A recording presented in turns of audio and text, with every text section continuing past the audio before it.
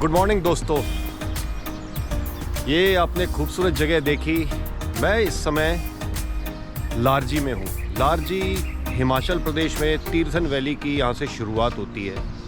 Tirthan valley बहुत ही खूबसूरत जगह है। आप जैसे जैसे आगे जाते जाएंगे ग्रीनरी आती जाएगी। यहाँ पर बहुत सारे ऐसे जगह हैं जो जिनमें नेचर लवर जब पहुँचेगा तो उसको बहुत अच्छा लगता है।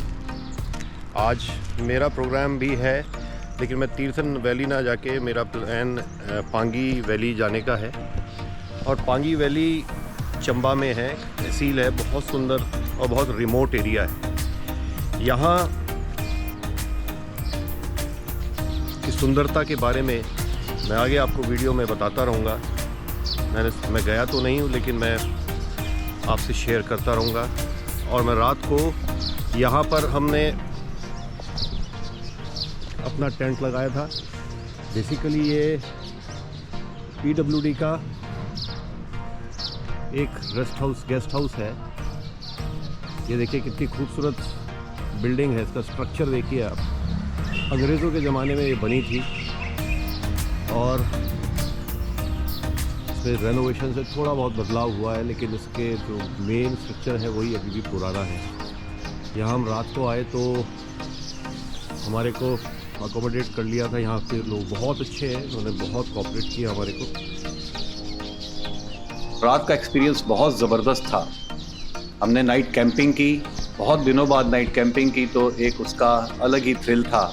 काफ़ी हमने एंजॉय किया, लेकिन हमें क्योंकि सुबह जल्दी निकलना था इसलिए हम ज़्यादा हमने टाइम वेस्ट नहीं किया और खाना खाकर हम सो गए थे। रात को हमारी गोप्रो और मोबाइल्स की बैटरीज डाउन हो गई थी, इसलिए हम ज़्यादा शूट भी नहीं कर पाए। लेकिन हमने PWD गेस्ट हाउस के एम्प्लॉयज़ से रिक्वेस्ट की तो उन्होंने हमारे को चार्जिंग के लिए प्लग्स हमारे को अरेंज करा दिए थे।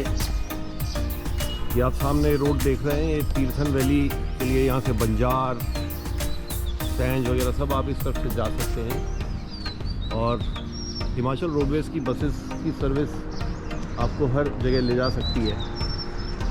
बहुत इकोनॉमिकल है और इनकी सर्विस बहुत ही अच्छी सर्विस है। ये देखिए एक बस अभी जा रही है।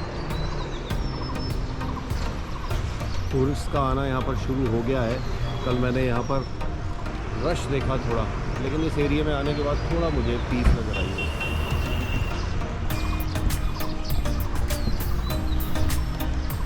तो दोस्तों दोबारा मिलते हैं जल्दी ही। तब तक जुड़े रहिए मेरे चैनल के साथ। Thank you.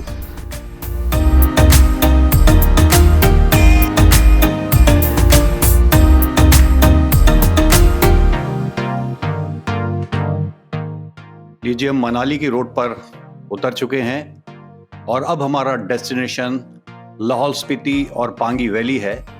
मैंने आपको पहले बताया था कि मेरा प्रोग्राम मनाली का बिल्कुल नहीं है, क्योंकि मैं एक शहर से जाकर दूसरे शहर की भीड़ में नहीं फंसना चाहता।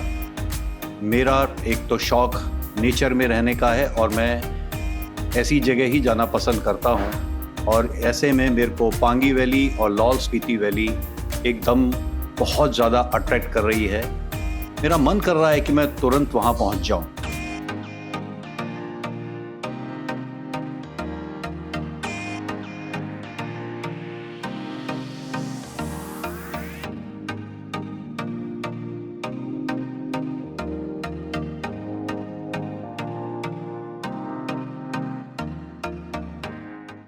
अब मैं हल्के हल्के जो आपको थोड़ा सा वीडियो में नज़र आ रहा होगा, तो यहाँ पैराग्लाइडिंग का भी मज़ा लिया जा सकता है।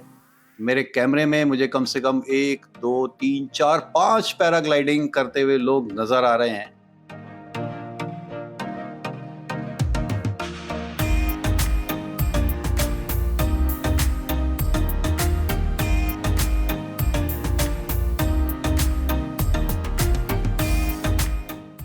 मुझे चांस मिला तो मैं ज़रूर करना चाहूँगा, मेरी विश लिस्ट में है।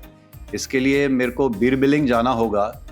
बीरबिलिंग में बहुत अच्छी पैराग्लाइडिंग साइट है, जिसे कहा जाता है कि वर्ल्ड की नंबर 2 पैराग्लाइडिंग साइट है।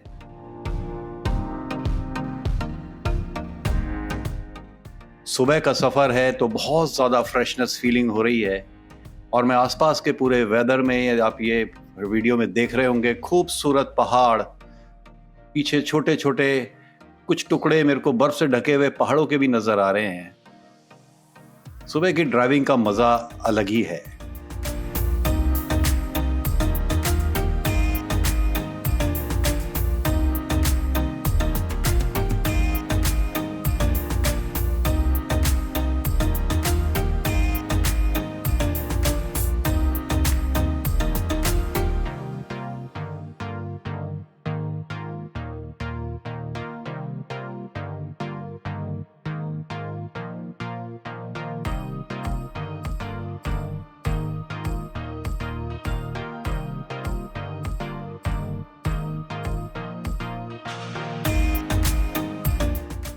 रात को हमारी गोप्रो और मोबाइल्स की बैटरीज डाउन हो गई थी, इसलिए हम ज़्यादा शूट भी नहीं कर पाए।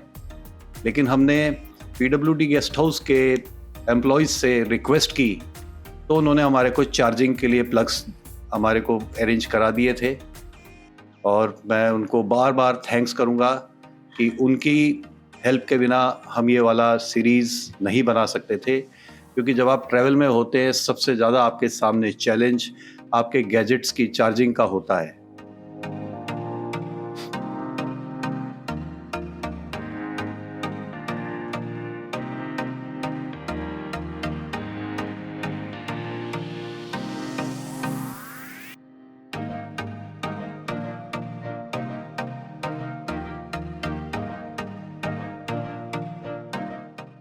सोलंग वैली मनाली क्रॉस करके एक बहुत सुंदर वैली है जहाँ बहुत सारी एडवेंचर एक्टिविटीज़ होती हैं, लेकिन इस कारण यहाँ पर रश भी बहुत होता है। उससे आगे अटल टनल भी लोगों के लिए बहुत बड़ा अट्रैक्शन है, और इस अट्रैक्शन के चक्कर में कई बार वहाँ पर जाम भी लगते हैं। देखते हैं हमारे को क्या एक्सपीरियंस होता है।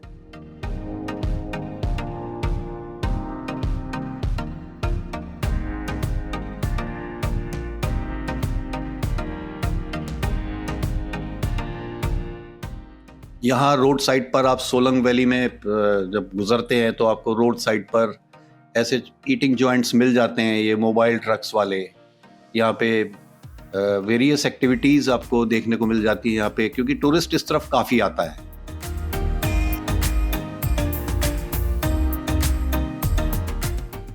जैसे जैसे मैं आगे बढ़ रहा हूँ, मेरे को बर्फ़ के पहाड़ नज़र आने लगे हैं। देखिए खूबसूरत वैली मेरे को नज़र आ रही है। सोलंग क्रॉस कर रहा हूँ मैं तो इस तरफ अलग ही ब्यूटी है।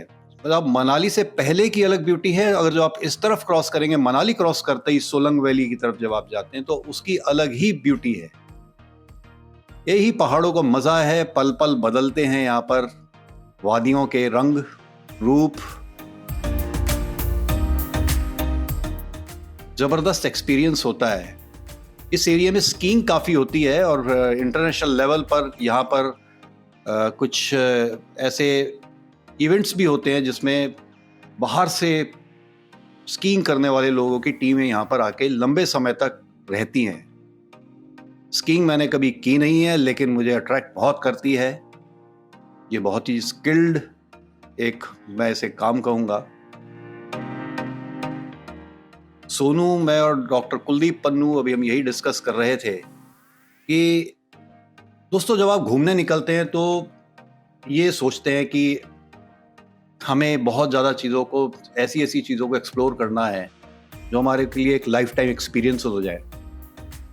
जनरली जब आप ऐसे हिल स्टेशंस पर घूमने के लिए निकलते हैं, जैसे आप जो मनाली की तरफ आते हैं, तो वहाँ पर टूरिस्ट ज़्यादा आते हैं, फैमिली वाले ज़्यादा आ जाते हैं। उसका रीज़न है कि वहाँ पर आपको रेस्टोरेंट भी मिल जाएंगे, होटल्स भी मिल जाएंगे, थोड़ा लोकल घूमने का भी हो जाएगा, लोकल फूड को भी आप टेस्ट कर लेंगे, थोड़ा लोकल आपको मिल जाएगा। लेकिन कुल मिला के मनाली वक्त के साथ तेज़ी से डेवलप हो रहा है, एक जाना माना हिल स्टेशन है, तो यहाँ भीड़ भी बहुत रहने लगी है। और अगर जो आप ट्रैवलर्स के तौर पर, एक घुमक्कड़ के तौर पर अगर जो आप घूमने निकलते हैं, तो आपकी कोशिश रहती है कि आप ऐसी अनएक्सप्लोर्ड जगह पर जाएं जो आपका एक लाइफ टाइम एक्सपीरियंस हो जाए। हमने भी दोस्तों यही सोचा है कि हम लोग रिमोट की तरफ जाएंगे, उसमें कुछ चैलेंजेस होंगे, उसके एक अपने थ्रिल्स होंगे, एक एक्सपीरियंस हमारे को मिलेगा। हमें अभी मालूम नहीं है आगे जाके हम जहाँ पर भी हम टेंट पिच करेंगे वहाँ पर कैसा माहौल होगा, लेकिन मैं ये मान के चल रहा हूँ कि हम बिल्कुल नेचर के गोद में होंगे।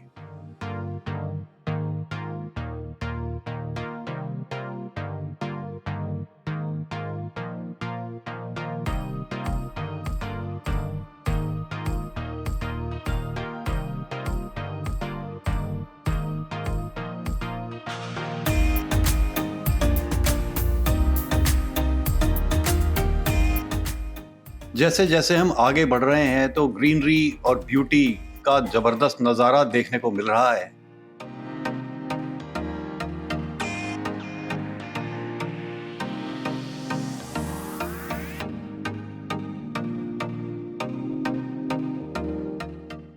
आप ये खूबसूरती देखिए, पहाड़ों की कितनी लश ग्रीन है, कितनी ग्रीनरी है यहाँ पर। पॉल्यूशन तो मेरे को कहीं नज़र नहीं आ रहा है, और यही शायद बहुत बड़ा कारण है कि सभी लोग पहाड़ों की तरफ खींचे चले आते हैं। ज़रा सा मौका मिलता है तो लोग अपनी तैयारियां करके पहाड़ों की तरफ ही रुख करते हैं।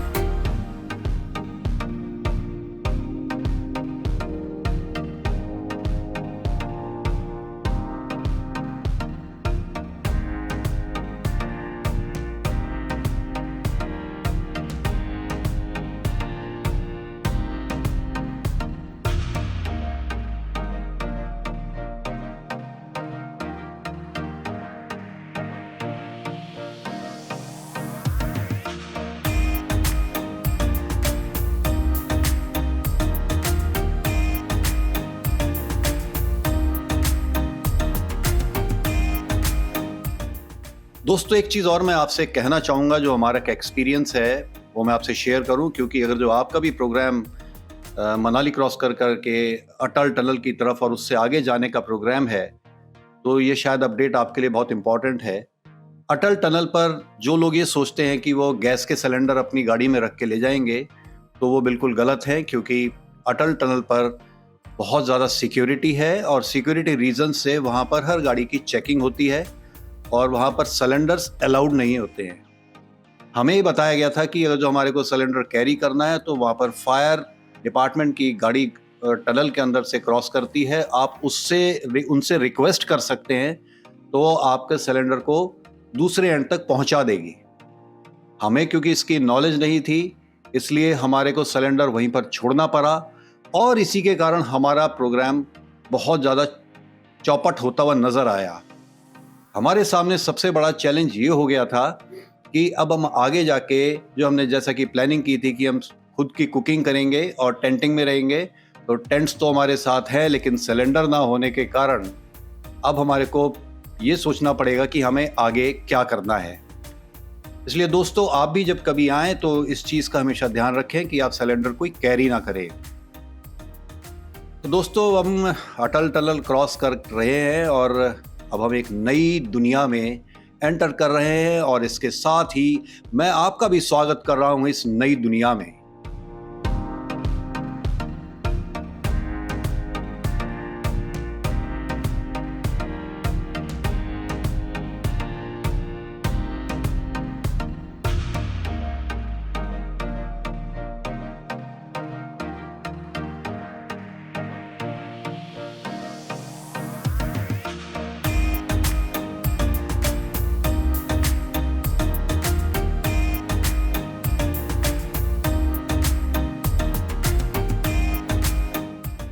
ये एक रास्ता जा रहा है रोहतांग, दूसरा जाएगा अब ये लेह लद्दाख की तरफ को, जो हम लाहौल स्पीति की तरफ जाएंगे। हमारा जो रूट है रोहतांग नहीं है, हम अभी इस सिस्सू वाली रोड पर हमारे को आगे निकलना है।